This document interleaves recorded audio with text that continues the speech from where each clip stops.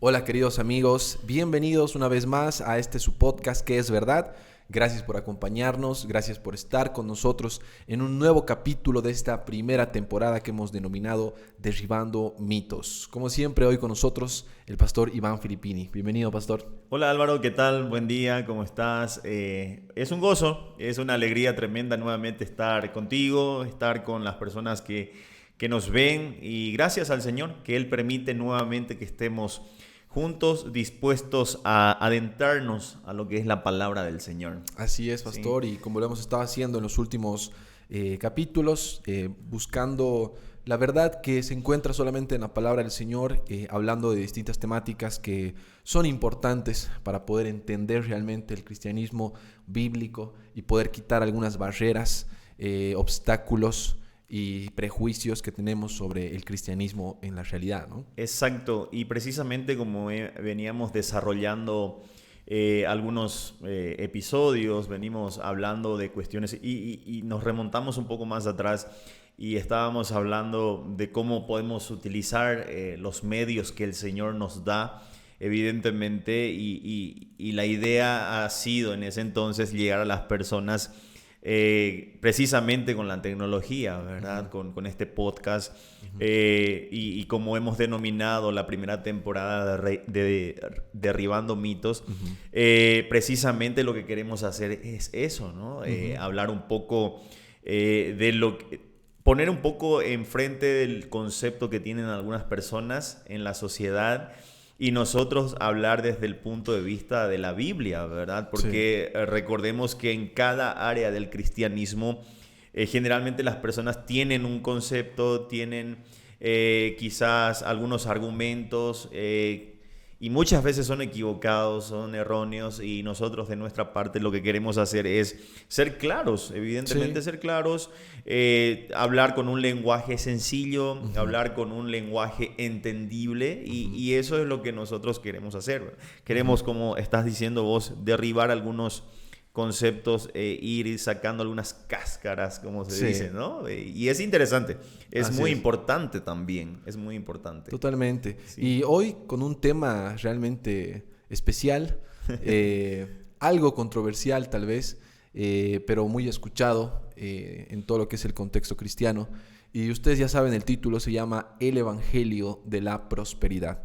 Y es un tema que realmente daría mucho para poder hablar, pero nos vamos a centrar específicamente en el mito y en la creencia que todos, o que bueno, muchos tienen, de que el cristianismo es una religión que yo voy a seguir para alcanzar la prosperidad, que es un camino donde cuando yo voy a entrar con la ayuda de Dios, con la ayuda de Jesús, me va a ir bien en todas las áreas, voy a mejorar económicamente, en mi familia, en mi salud, y prácticamente se convierte en el centro de lo que llamamos el Evangelio, la teología de la prosperidad. Y es un tema que necesitamos tocar para poder dejar en claro qué es verdaderamente el cristianismo desde el sentido bíblico y el evangelio bíblico. Así que vamos a estar Ujú. conversando sobre ello, pastor. Sí, exacto. Veníamos desarrollando algunos también temas interesantes, importantes. Veníamos hablando, por ejemplo, de lo que es o de lo que representa un pastor bíblico. Ujú, Evidentemente, las personas allá afuera, ajenas al cristianismo, como venimos insistiendo mucho, tienen un concepto distorsionado ujú, generalmente, no todos, generalmente ujú, con respecto al pastor. ujú, Generalmente no es tanto hacia la persona, sino hacia lo que hace, ujú, ¿no? ujú, Entonces veníamos desarrollando ese punto, también ujú, hemos hablado sobre el libro escrito por Dios, ujú, venimos hablando sobre ese tema, ¿no? ujú, De realmente si la Biblia fue escrita por hombres o por Dios. ujú, Entonces, hoy queremos hablar de este tema del Evangelio de la Prosperidad, ujú, que las personas también sí tienen o siguen esta teología en algunos casos, o ujú, esta doctrina, o este Evangelio,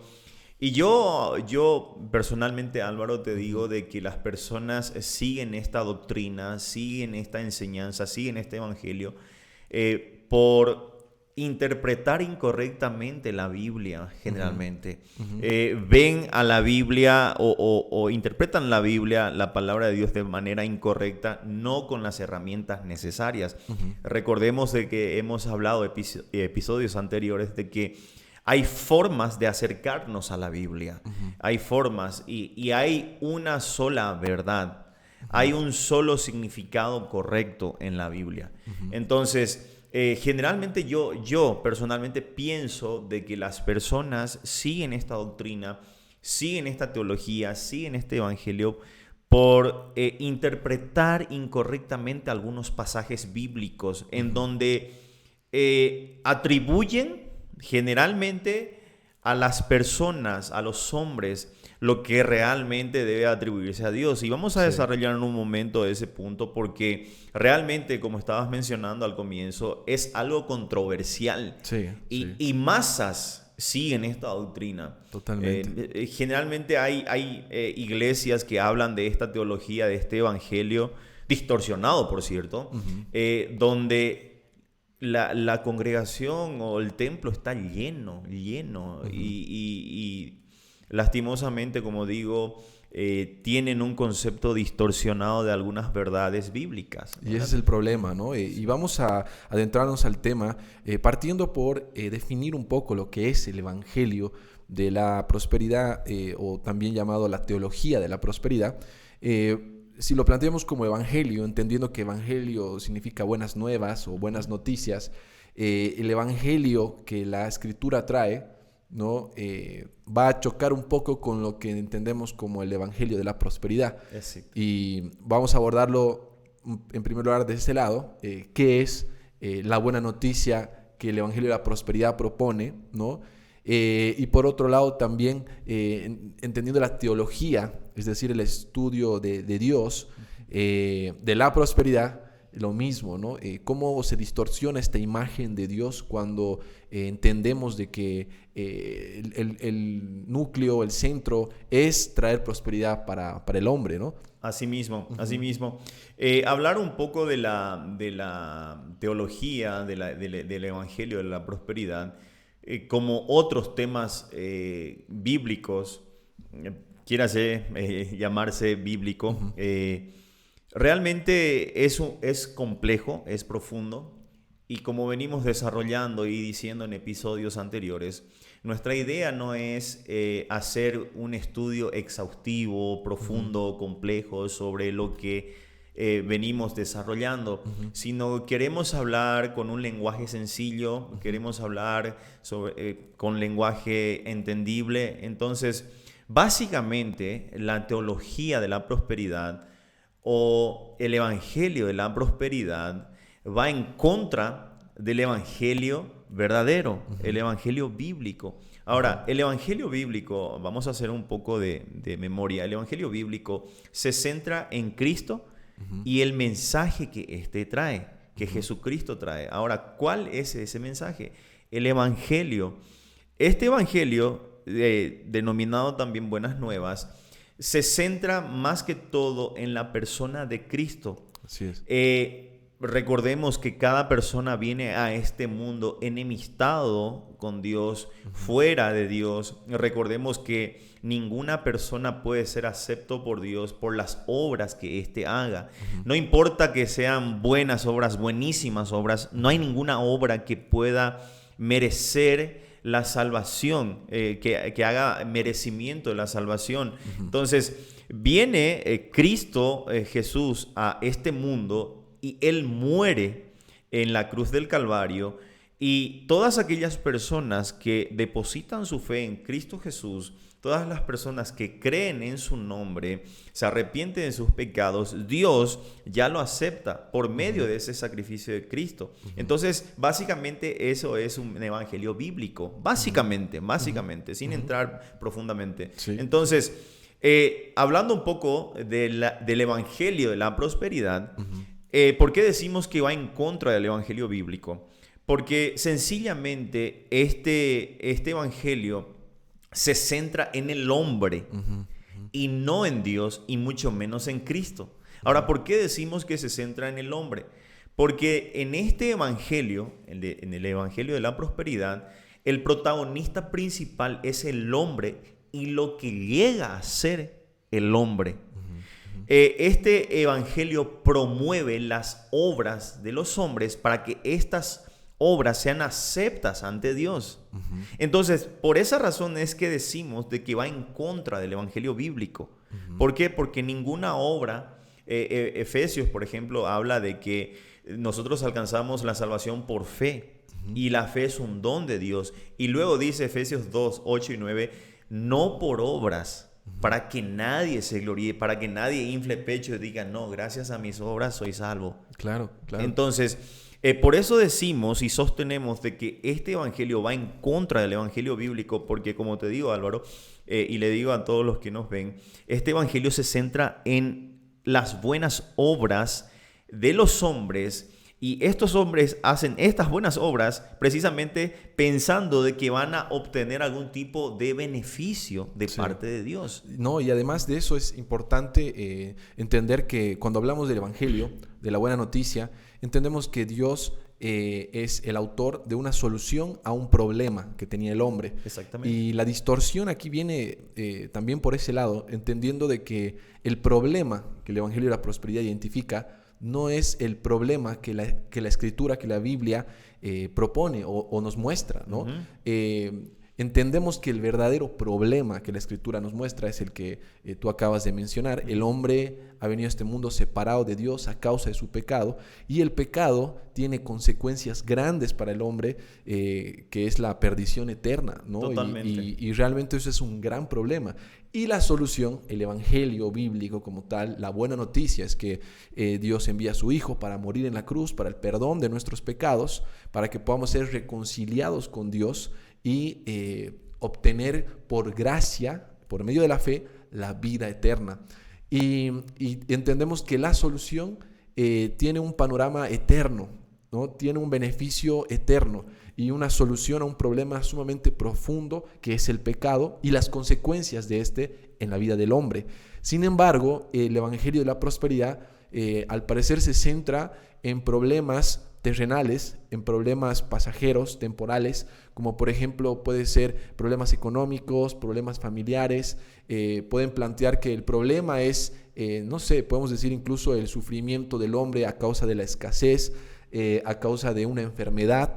Y todos estos problemas, cuando ellos plantean la solución, que es Cristo, que es Dios, es como si Él hubiera sido enviado para que ya no haya pobreza, para que te cures de tus enfermedades, para que mejore tu economía, para que mejore tu situación de familia y de alguna manera vayas a vivir un cielo en la tierra, ¿no? Como así si mismo vas a recibir los beneficios aquí y ahora, y ahí está la gran diferencia entre una buena noticia y la otra, ¿no? Así mismo.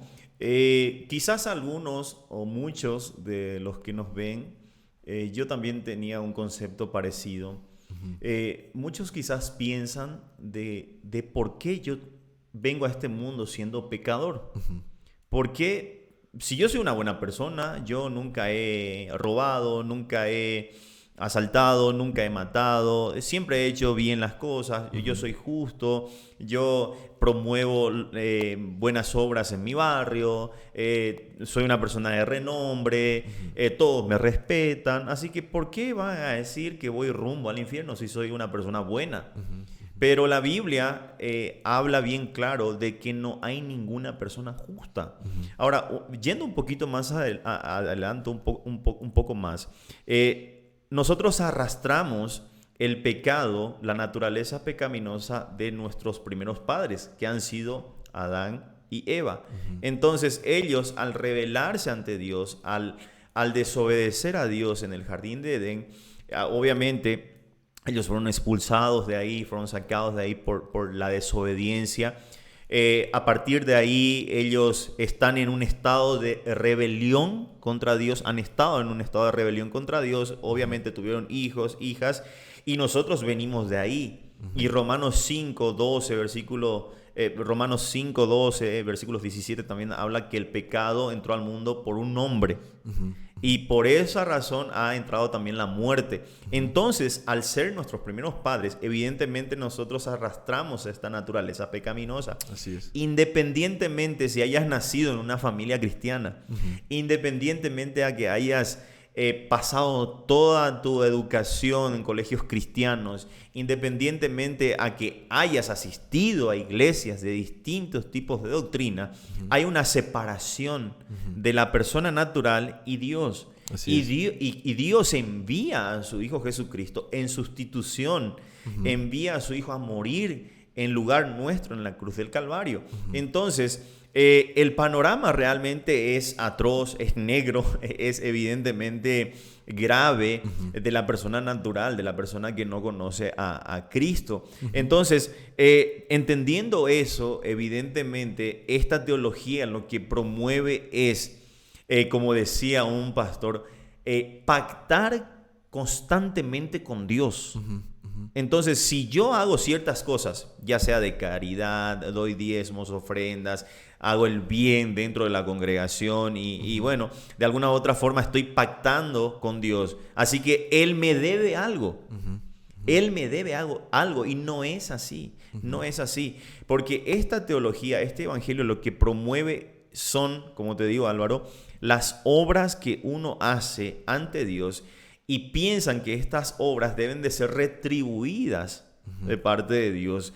No, no es así. Lo que la Biblia enseña es totalmente otra cosa. Así es. Y entendemos también de que este evangelio de la prosperidad, esta teología, este entendimiento de la escritura, de Dios y demás, este enfoque a un problema distinto al que la Biblia propone y por ende una solución diferente también, se va a integrar en las iglesias cristianas, creo que a distintos niveles, ¿no? Entendiendo de que podemos ver algunas líneas doctrinales, iglesias y demás, que bueno, prácticamente las prácticas que ellos realizan están totalmente centradas a hacer un negocio, ¿no? Das dinero aquí y Dios te va a devolver el doble. Y bueno, hay incluso, prácticamente mucha falsedad en ello. Me estoy yendo a un extremo, ¿no? Donde los milagros son falsos, donde los pastores engañan a la gente para sacarles dinero. Entonces, a un extremo, este evangelio de la prosperidad, que plantea lo mismo, que plantea beneficios a cambio de lo que tú hagas, ¿no? Y atraen gente de esa manera. En un extremo, estamos hablando de una exageración o vivir esto al máximo, tanto que es algo totalmente ilegal incluso, que debería ser castigado no solamente por el Señor, sino hasta por la justicia, ¿no? Así mismo. Pero no solamente nos referimos a ello cuando hablamos de Evangelio de la Prosperidad, porque a distintos grados y distintos niveles, esta ideología, este entendimiento del Evangelio se va inmiscuyendo en las doctrinas de las iglesias cristianas.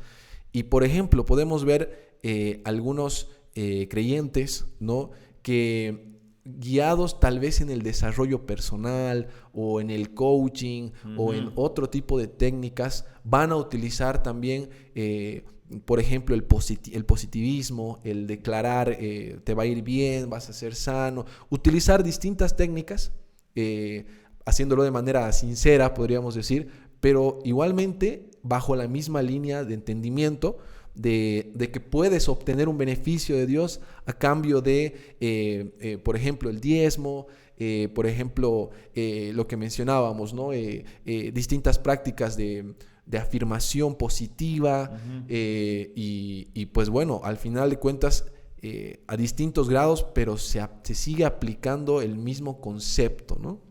Asimismo, Álvaro, realmente es lamentable escuchar y ver lo que promueve esta doctrina, esta enseñanza, esta teología, este evangelio, porque sencillamente es que ellos promueven que mientras más haces buenas obras o pactas con Dios, ya sea, se enfocan mucho en el dinero, mientras más haces eso, tienes más posibilidades de que Dios te bendiga. Claro. Es como una lotería, digamos. Mientras más compres, tienes más posibilidades de ser beneficiado, digamos. Que le llaman sembrar, por ejemplo. Sembrar, pactar, exactamente.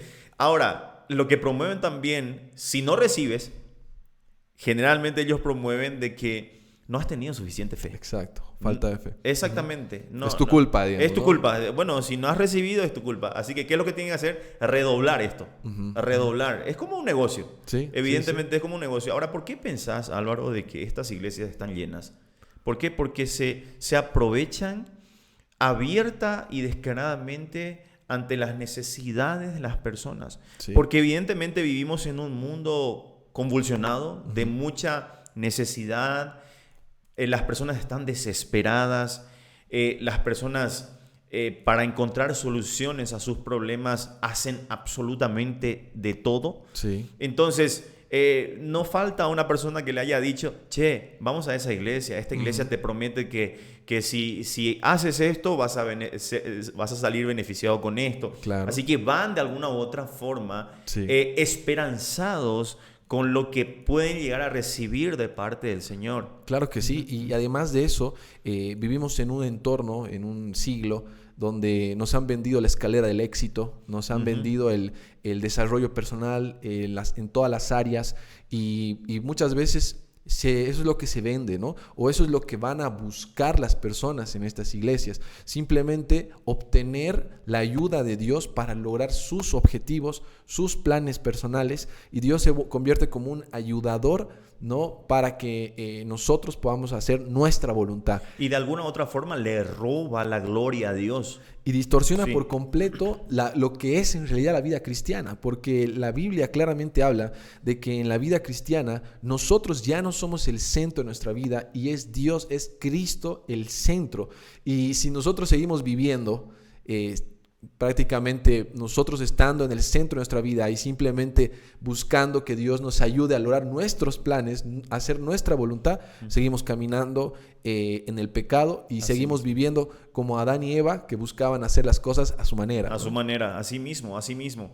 Me viene a la mente una persona que fue, como dice la Biblia, recta y justa ante Dios. Me hace acuerdo a Job, por ejemplo.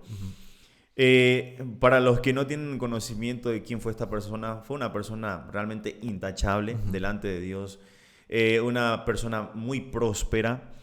Su libro lo encontramos en el Antiguo Testamento de la Biblia. Resumiendo un poco su historia, ha sido una persona muy beneficiada de parte de Dios.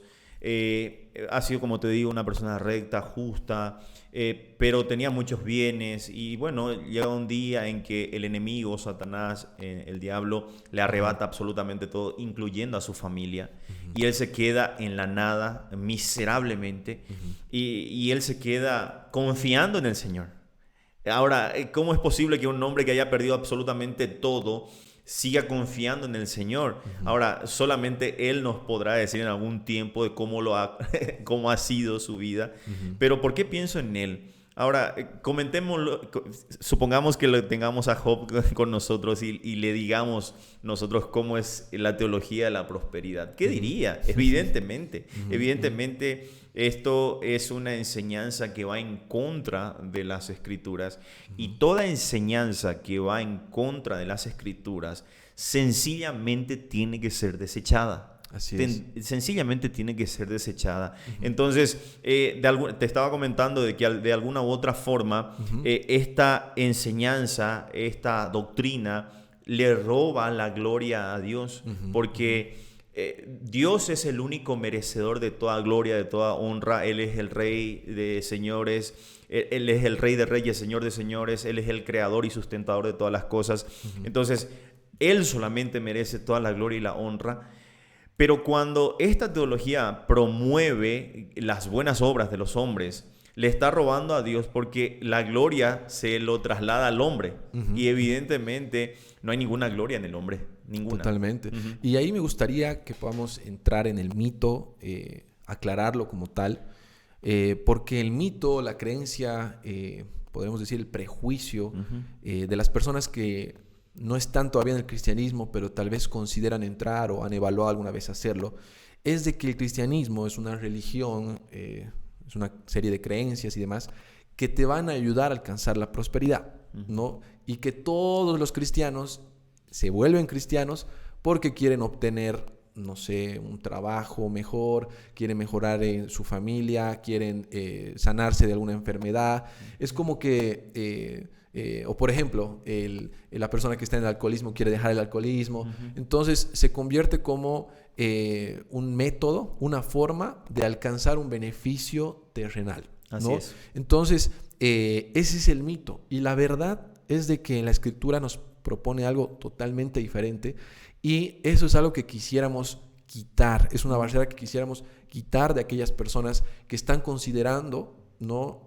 Dar un paso hacia el cristianismo, porque en realidad la verdadera manera de hacerlo debería ser reconocer nuestra enorme necesidad de Cristo, ¿no? A causa del pecado del cual somos esclavos, el cual nos ha llenado de oscuridad y que no podemos salir de ese pecado, y que en arrepentimiento por toda esa maldad que cargamos vamos a buscar que Jesucristo sea nuestro Redentor, nuestro Salvador y después nuestro Señor. Así mismo. La gran diferencia de tener a Jesucristo como Señor a tenerlo como ayudador. Exacto. O como beneficiador. Exacto, ajá. O como un Sí, ídolo, como un ídolo exactamente. que me va a dar lo que yo quiero, no como un Aladín que Exactamente. simplemente voy a frotar la lámpara por medio de oración, por medio de portarme bien, por medio de dar ofrendas y demás para que me cumpla mis deseos, ¿no? Así mismo. Hay una gran diferencia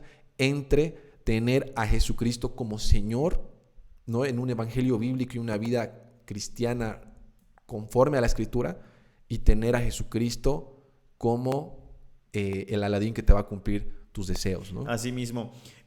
Una vez un amigo, un pastor, en realidad me ha comentado algo muy cierto, y lo tengo muy presente lo que él me ha dicho sobre esta teología, sobre este evangelio. Y él me ha dicho que esta gente lo tiene a Cristo como a una escoba detrás de la puerta. Y yo le pregunté por qué.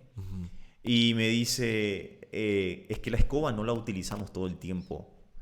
La utilizamos cada vez que necesitamos. ¿Y qué es lo que hacemos? Lo abrimos la puerta, traemos la escoba, lo utilizamos y luego ya lo desechamos nuevamente en su lugar. Entonces mucha gente lo tiene así, o lo quiere tener así a Cristo. Exacto.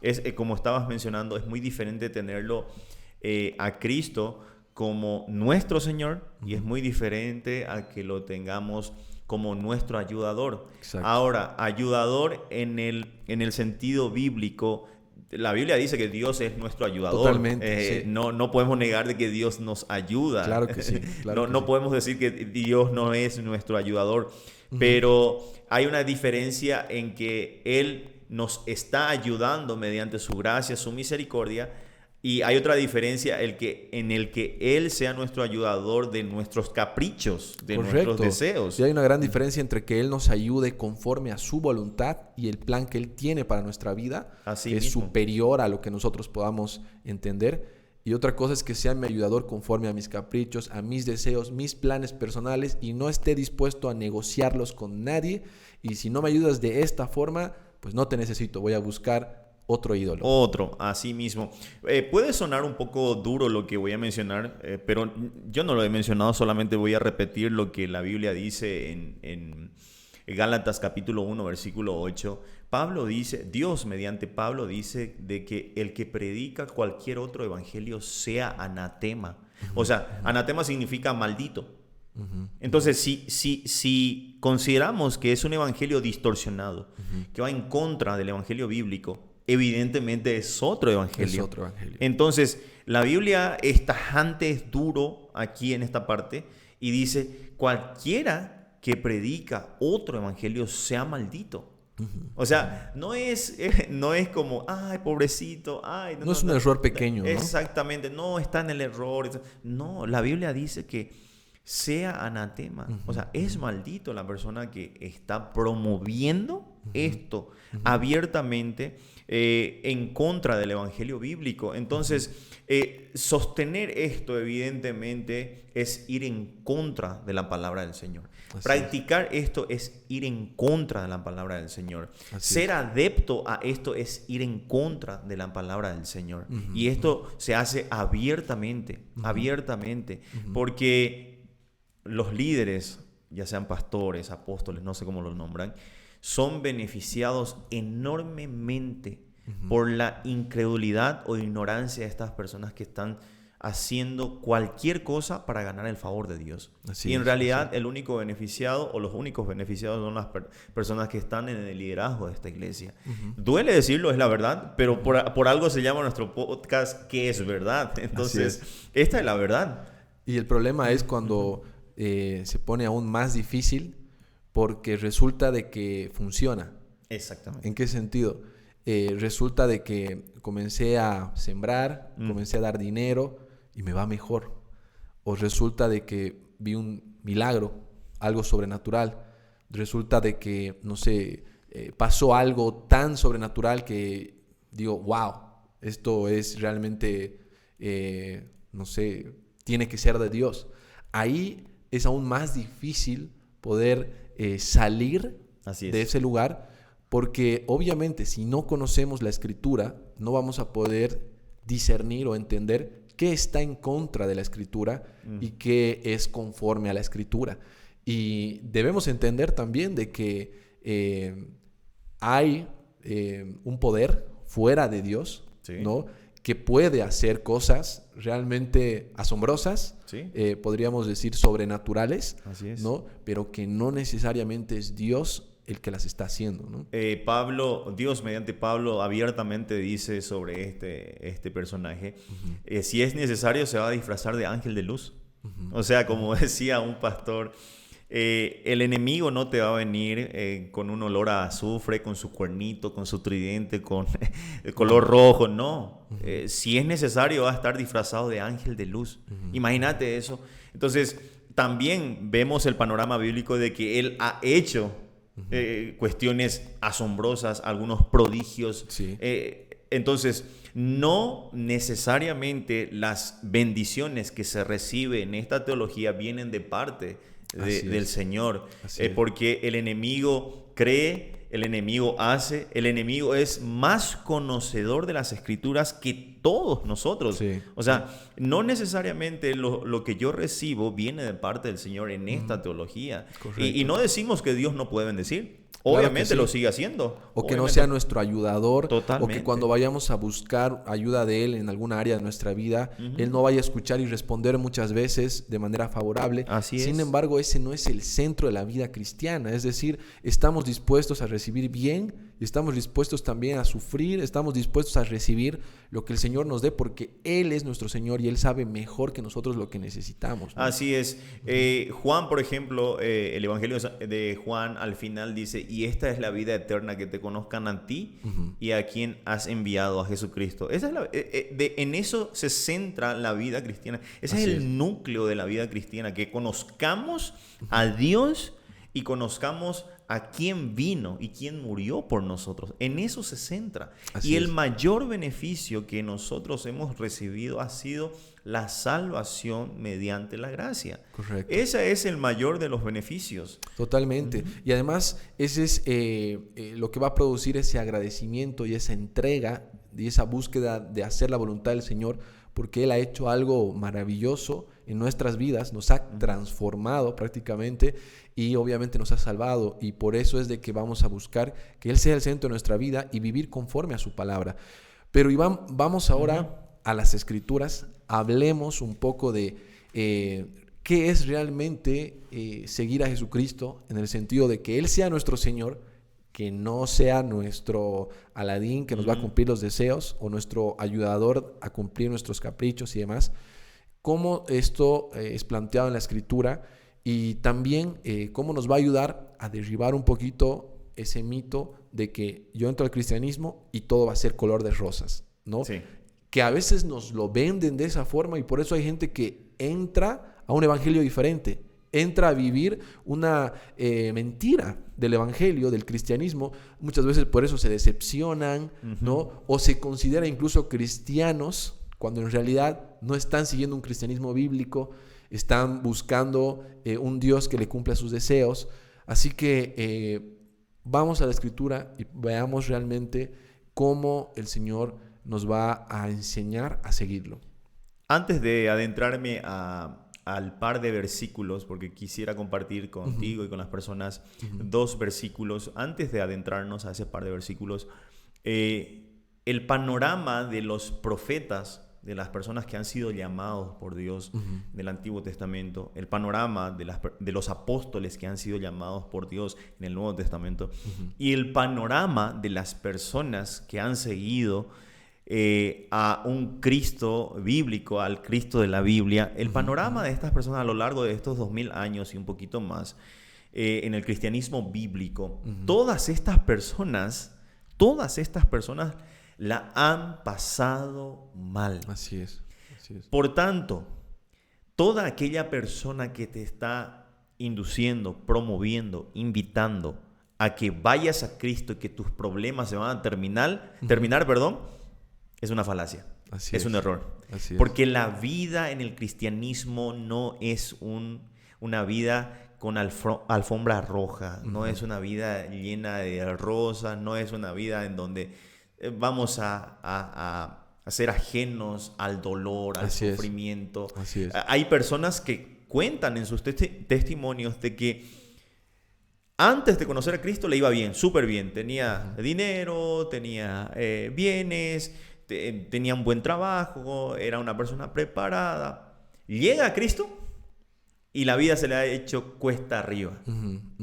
Y eso realmente es un evangelio bíblico. ¿Por qué? Porque la Biblia nos habla de que el camino es angosto. Es muy angosto, en donde encontramos tropiezos, caídas, llantos, tribulaciones, aflicciones, problemas, dificultades, todo tipo de cuestiones muy duras, y suena algo paradójico, porque en el camino ancho que llama la Biblia, en ese camino todos son bienvenidos. En ese camino no hay restricciones, no hay reglas. Mientras más hagas cosas, sos el ídolo, prácticamente. Pero este camino es engañoso porque lleva a una eternidad de sufrimiento, alejado de Dios y sufriendo por toda la eternidad la ira de Dios. Y en este camino angosto en el cual nosotros estamos transitando, de dolor, como dije, de sufrimiento, de pérdida, de tribulación, de aflicción, de todo lo que vos quieras, este camino es duro, es difícil, pero nos lleva a un puerto seguro, el cual es la vida eterna. Entonces, quisiera compartir contigo el primer pasaje. Se encuentra en Mateo, capítulo 16, versículo 24, y dice de la siguiente forma: entonces Jesús dijo a sus discípulos: si alguno quiere venir en pos de mí, niéguese a sí mismo y tome su cruz y sígame. Ahora, esta verdad es asombrosa, porque hemos hablado ya en episodios anteriores en que cuando Cristo vino aquí en la tierra, tuvo un ministerio de 3 años y un poquito más. Él tuvo un ministerio realmente interesante, fundamental para nosotros, evidentemente. Había una multitud que siempre le seguía donde él iba. Había multitudes, ni siquiera son 100 personas, ni 200, ni 500, ni 1000. Eran 10,000, 15,000 para arriba. Y dentro de esa multitud había diferentes tipos de personas, evidentemente, con diferentes tipos de motivaciones a la hora de seguir a Cristo. Estaban los curiosos, a ver qué puedo alcanzar de seguir a Cristo, a ver si es cierto que realmente es tan popular como la gente lo tilda. Y había un pequeño grupo que sí creía que él era el Mesías que habría de venir. Entonces había un pequeño grupo que siempre le seguía con una motivación correcta. Ahora, evidentemente, en varios pasajes de los evangelios, él va desnudando, por decirlo así, el corazón de las personas o las intenciones de las personas. Recuerdo que en la Biblia está, una persona quiso seguirlo: maestro, bueno, te seguiré donde quiera que vayas. Y él le dice: las zorras tienen guarida, las aves de los cielos tienen nido, mas el Hijo del Hombre no tiene dónde recostar la cabeza. Ahora, ¿por qué le dijo eso? Porque Cristo estaba desnudando de alguna u otra forma el corazón o la intención que tenía esta persona. Voy a seguir a Cristo a ver qué beneficios puedo obtener, a ver qué me puede otorgar el seguir a Cristo. Y básicamente esa es la teología de la prosperidad. A ver qué puedo obtener con tal de acercarme o de seguir a Cristo. Así es. Entonces, Cristo dice aquí, si alguien quiere venir, si alguien quiere seguirme, si alguno de ustedes quiere venir en pos de mí, hay requisitos, evidentemente. Los requisitos los pone el Señor, no lo pone el hombre. Entonces dice, si alguno quiere venir en pos de mí, si alguno quiere seguirme, lo primero que debemos de hacer es, dice, niéguese a sí mismo. Ahí encontramos ya un problema. Un gran problema. ¿Por qué? Porque el ser humano es orgulloso, es altivo, es arrogante, quiere ser autosuficiente. Quiere ser autoindependiente. Quiere lograrlo todo bajo sus propios méritos, bajo sus propios esfuerzos. Sí. Entonces, si tenemos la intención de querer seguir a Cristo siendo así, no se puede. No se puede. Y es justamente el primer paso, ¿no? Exactamente. Niégate a ti mismo. Ok, ¿quieres venir a seguir a Jesucristo para obtener algún beneficio personal inmediato o vamos a decir algún tipo de prosperidad? Bueno, paso 1, niégate a ti mismo. Es decir, hazte un lado a ti mismo, ¿no? Y es Así como... y entonces, ¿para qué te voy a seguir, no? Exactamente, totalmente. Ajá. Él dice, tienes que negarte a ti mismo. Tienes que tomar tu cruz. Ahora, esto no tiene que ser tomado literalmente. No es fabricarnos una cruz de madera y poner aquí al hombro y seguirle. No se trata de eso. La cruz representa dolor, aflicción, tribulación, desesperanza. Aún así, en ese contexto de una vida cuesta arriba, aún así tenemos que estar dispuestos a seguirlo. Y representa muerte, ¿no? Porque obviamente, estamos hablando de un instrumento que al final de cuentas será utilizado para quitarle la vida a alguien, con mucho sufrimiento, con Así mucho dolor, mismo. pero verdaderamente en ese tiempo, en ese contexto, te hablaban de la cruz y era como hablarte de la horca. Así mismo, así mismo. Entonces, vemos negarse a sí mismo y a pesar de ello, a pesar de las circunstancias de la vida, seguirlo, y ahí sí, recién seguirlo. Entonces ahí ya cambia el panorama, ya cambia. Hay otro pasaje en Juan 16:33 que él también menciona algo interesante sobre esto, sobre lo que venimos desarrollando. Dice Juan 16:33, estas cosas os he hablado para que en mí tengáis paz. Él dice algo interesante a continuación. En el mundo tendréis aflicción, pero confiad, yo he vencido al mundo. Ahora, vayamos y nosotros prediquemos esto en una iglesia de la prosperidad. Nos sacan, evidentemente, nos sacan. ¿Por qué? Porque esto va en contra de lo que ellos están promoviendo, enseñando, predicando. Ahora, no se habla del pecado ahí abiertamente, no se habla abiertamente de que el hombre está separado de Dios, no se habla de que el hombre está condenado rumbo a una muerte eterna, no se habla de eso. Se promueve siempre las buenas obras para que éstas sean aceptas ante Dios. Claro. Y Cristo mismo dijo aquí de que van a tener aflicción, van a sufrir, Totalmente. van a pasar mal, la vida va a ser cuesta arriba. Me gusta esa frase. La vida va a ser dura, pero confíen. Yo he vencido al mundo, dice. Claro que sí. Y Cristo está hablando en un tiempo pasado aquí y todavía Él no ha muerto en ese entonces.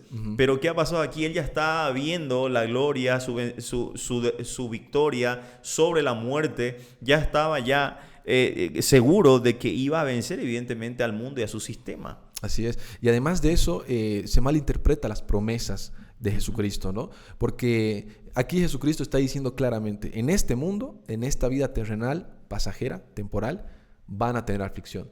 Está claro, va a haber sufrimiento, va a haber dolor, las cosas van a seguir saliendo mal, están en un contexto donde hay mucha maldad, donde llueve sobre justos y sobre injustos, donde se enferma el bueno y se enferma el malo. La injusticia tremenda que hay. La tremenda injusticia. Tremenda. Pero el Señor sí ha prometido que ya no va a haber más aflicción, ya no va a haber más dolor, ya no va a haber más noche, no va a haber más enfermedad, donde realmente vamos a entrar en un gozo tremendo, pero no en esta vida, no en episodio terrenal en el cual estamos, sino en la vida eterna, la cual Él ha ganado por medio de la muerte de la cruz. El Señor mismo contrasta esto, y bien estás mencionando de que las aflicciones en este mundo van a ser verdaderas, lo vamos a sentir de distintas maneras. En este mundo sí, Pero Dios, mediante el apóstol Pablo, y es uno de los pasajes que más me gusta de Efesios 1:3, bendito sea el Dios y Padre de nuestro Señor Jesucristo, él dice, que nos bendijo con toda bendición espiritual en los lugares celestiales en Cristo. O sea, la persona que ha obtenido la salvación por gracia, mediante la fe en Cristo Jesús, sí va a sufrir en este mundo. Pero ya le es prometida todo tipo de bendición espiritual en lugares celestiales. Vida eterna, estar en la presencia del Señor por toda la eternidad, estar en comunión con los otros santos, con otras personas que han sido redimidas por la sangre de Cristo. Todo tipo de ser extraño se volvió hijo, de estar lejos se ha acercado a Dios. Entonces, todo tipo de bendición espiritual nosotros hemos sido partícipes. Entonces contrasta muy bien lo que estamos viendo con ese pasaje. Entonces, para concluir, podemos afirmar de que esta teología, este evangelio va en contra de las Escrituras. Evidentemente va en contra de lo que Cristo ofrece, va en contra de su muerte expiatoria en la cruz del Calvario. Entonces hay que abrir bien los ojos. Hay que ser muy cautos, hay que ser sabios en esto, y evidentemente nosotros desde nuestro punto de vista y por sobre todo desde el punto de vista de la Biblia, lo que venimos haciendo es quitar algunos mitos que están instalados en la sociedad. Así es, y debemos entender una vez más, entrando a una conclusión sobre el mito, de que no es verdad de que cuando tú vas a entrar al cristianismo vas a encontrar beneficios terrenales por todo lado, prosperidad en todas las áreas. La vida va a seguir siendo difícil, va a seguir habiendo luchas, va a seguir habiendo dolor, va a seguir habiendo aflicción, pero Cristo va a estar con nosotros, porque ahí nos dice en su palabra, yo he vencido al mundo. Sí. Él va a estar y nos va a sostener en medio de toda esa aflicción, de todo ese dolor, y va a llegar un día donde todo eso se va a terminar y vamos a entrar en la gloria eterna de Jesucristo. Se va a consumar plenamente. Ahora está siendo consumado parcialmente. Sí, vamos a sufrir, pero ya se nos prometió de que vamos a estar con Cristo en su presencia, vamos a tener vida eterna, ya no habrá llanto, como estaba mencionando, ya no habrá dolor, ya no habrá sufrimiento. Pero para eso la persona tiene que dejar de lado ciertos argumentos erróneos, porque evidentemente si nosotros queremos ser partícipes parcial y plenamente de todas estas cuestiones, hay que depositar nuestra fe en Cristo Jesús. No hay otro camino, como venimos diciendo, no hay otra alternativa, no hay otra opción, no hay otro nombre dado bajo el cielo que haya sido dado a los hombres. Solamente Jesucristo ofrece salvación. Y nosotros, de nuestra parte, tenemos que creer en Él, arrepentirnos de nuestros pecados, dejar el orgullo, evidentemente, porque toda persona que está fuera de Cristo, solamente hay dos grupos en este mundo, salvos y no salvos. Sencillamente eso. La pregunta es, ¿a qué grupo pertenecemos? Para ser salvos, evidentemente ya sabemos, arrepentirnos de nuestros pecados, depositar nuestra fe en Cristo Jesús, y de esa forma, si lo hacemos sinceramente, el Señor nos va a rescatar. Tal y como estamos, no esperar a que estemos bien, porque muchas personas dicen, voy a esperar a estar bien para acercarme. No, el Señor te quiere tal y como estás, en ese mismo momento en el cual estás, así mismo. Así es. Entonces, para las personas que nos están viendo del otro lado, animarles, Jesucristo es el camino y Él es nuestro Salvador y también es nuestro Señor. Él debe ser el centro de nuestra vida, ya no nosotros. Seguirlo va a tener consecuencias, seguirlo va a tener realmente un costo en nuestra vida terrenal, pero realmente nada se compara con lo que encontramos en Él. Va mucho más allá de todas estas bendiciones terrenales, que es posible que en algún momento Él las permita también dentro de su gracia, de su misericordia, pero lo que Él nos ha dado en la cruz de Jesucristo, cuando Él ha muerto y ha resucitado, es mucho, mucho más valioso que cualquier riqueza terrenal que nos puedan ofrecer. Así que el Señor los bendiga. Gracias por estar con nosotros. Iván, gracias por acompañarnos. Ha sido un gusto, Álvaro, que el Señor pueda bendecir grandemente tu vida, no solamente la tuya, sino todas las personas que llegan a vernos. Y de alguna u otra forma, nuestra intención es ser claro desde el punto de vista de la Biblia. Así que ha sido un gusto, Álvaro. Así es, Iván. Muchas gracias y nos vemos en el próximo capítulo. Hasta Chao, luego. chao.